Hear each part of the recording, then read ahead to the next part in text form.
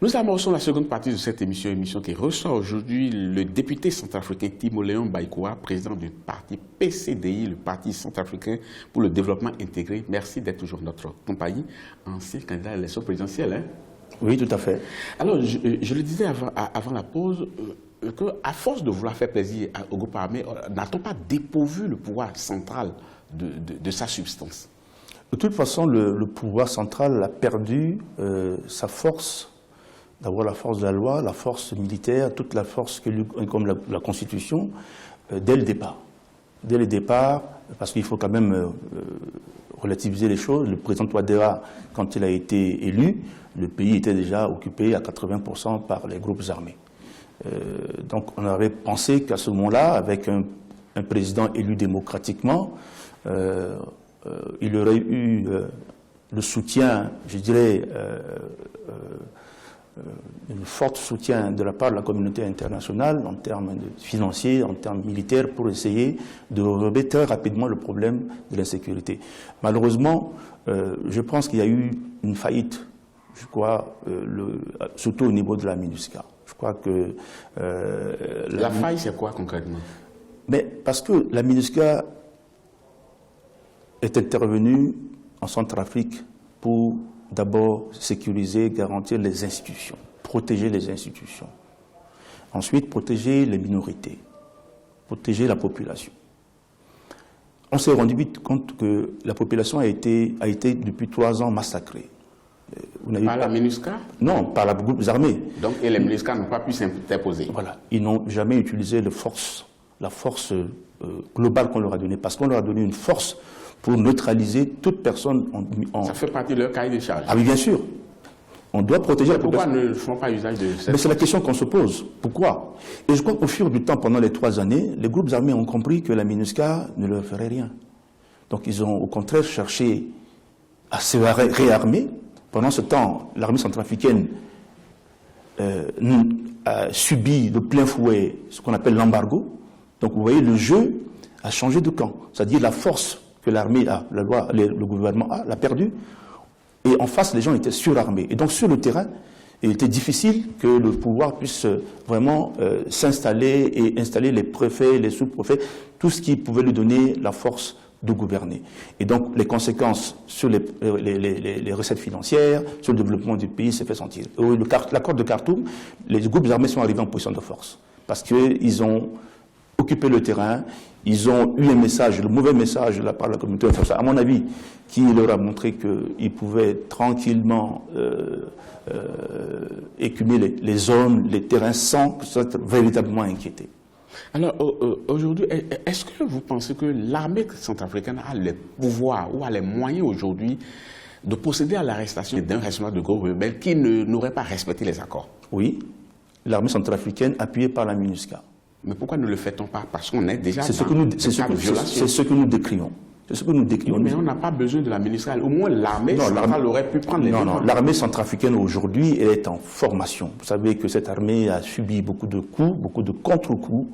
Elle est donc en train de se reformer grâce à l'intervention de l'UETM, qui est l'Union européenne, des Nations Unies et tout cela. Donc, ils sont dans la zone de formation et aussi de réarmement. Donc, une restructuration générale. Je pense qu'ils ne sont pas vraiment outillés aujourd'hui pour qu'à elles seules, elles puissent reconquérir le territoire. Oui, mais même si ce n'est pas pour reconquérir le territoire, lorsque une frange de groupe armé ne respecte pas les accords, l'armée, quand même, on ne vous dira pas qu'un groupe armé est plus armé, est mieux armé que l'armée centrafricaine, l'armée républicaine centrafricaine. Oui, tout à fait. Mais vous savez aussi que l'armée centrafricaine, c'est ça qui est le paradoxe, ne peut pas attaquer une zone de groupes armés sans l'autorisation de la MINUSCA. Et oui, c'est comme ça. C'est-à-dire que si l'armée centrafricaine doit se déployer dans une zone, il faut qu'elle soit d'abord autorisée par la MINUSCA pour le faire. C'est bizarre. Oui, qui a donné tout ce pouvoir-là à la MINUSCA? Mais la communauté internationale, les Nations Unies. Mais certaines personnes estiment quand même qu'on a été naïf, beaucoup ont été naïfs en pensant que les groupes rebelles vont délaisser tout ce qu'ils gagnent aujourd'hui pour intégrer un processus de réconciliation et de désarmement. Est-ce que, effectivement, ceux gens qui pensent que tout le monde a été flou, est-ce qu'ils n'ont pas raison quelque part? Vous savez, le problème centrafricain est assez spécial et spécifique.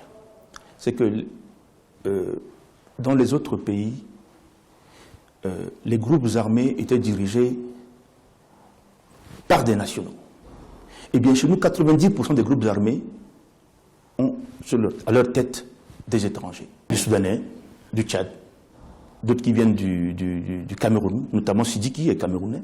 Donc, vous voyez, il y a le Cameroun, il y a le Tchad et le Soudan. Donc, ce sont les responsables de ces groupes armés-là. Donc, je pense qu'ils n'ont rien à gagner à ce que la paix arrive dans notre pays. Donc, ce processus de désarmement et de réinsertion et tout cela, moi, je pense qu'il faut qu'on soit clair là-dessus, ne les intéresse pas. Parce qu'aujourd'hui, ils sont en train de se faire beaucoup d'argent. Notre pays engorge de beaucoup de ressources naturelles. L'or, le diamant, le cobalt, l'uranium, eh bien tout ça, ils sont en train de les vendre et ils n'ont aucun intérêt à aller dans un processus qui les évacuerait dans leur propre pays. Et donc, il s'agit pour le gouvernement, je pense, de faire d'abord, à mon avis, faire confiance à son armée. Je suis d'accord avec vous que l'armée, même à l'heure actuelle, est capable de faire des actions fortes avec l'appui de la MINUSCA. Cela est possible, mais là, il faut une volonté gouvernementale. Et c'est le chef de l'État qui doit prendre les responsabilités. Mais aujourd'hui, qui doit-on rendre responsable? La communauté internationale qui a initié les démarches pour l'accord, ou bien l'État centrafricain qui a cru en cela? Non, la première responsabilité incombe au gouvernement centrafricain. Ben voilà. Parce que c'est le gouvernement centrafricain qui doit rendre compte au peuple, et non la MINUSCA. Il appartient au gouvernement, dans ses relations bilatérales, avec la MINUSCA, de dire ce qui est acceptable ou ce qui ne l'est pas. On n'est pas là pour appliquer tout ce qui vient de la communauté internationale. Les Nations Unies sont en Centrafrique parce que nous l'avons souhaité, nous avons demandé d'être là. Parce que si j'étais pas là, il faut quand même reconnaître ça, en 2012, s'il n'y a pas une intervention française appuyée par les Nations Unies, on aurait pu assister à un génocide en Centrafrique. Donc ils sont arrivés, ils ont arrêté le processus. Maintenant, c'est au gouvernement d'avoir un programme de sortie de crise et demander à la communauté internationale de l'aider à sortir de cette situation. Oui, mais c'est non l'inverse. C'est ce que la communauté internationale fait à travers la MINUSCA. Oui, mais je pense que... Qui aujourd'hui ne sait pas grand-chose. Je pense que la MINUSCA peut faire encore mieux que ça. Mais vous êtes un peu trop gentil avec eux. Ils ont fait leurs preuves et ils n'ont pas amené la solution pour laquelle ils sont là. Mais pourquoi sont-ils là encore? Bon, on se pose la question parce que si on regarde très bien, les Nations Unies, la communauté internationale, surtout à travers la MINUSCA, vous savez, au Mali, le problème se pose de la même manière. J'ai suivi dernièrement au Mali que la population a manifesté pour demander le départ de la MINUSMA. Oui, parce on attend souvent beaucoup de la MINUSCA ou des Nations Unies. Mais je pense que les problèmes doivent être résolus par les Centrafricains. Alors, M. Baïkoua, nous allons marquer une pause dans cette émission. Après la pause, on va revenir pour approfondir un peu les questions que nous avons amorcées dans la deuxième partie. Chers téléspectateurs, restez avec nous.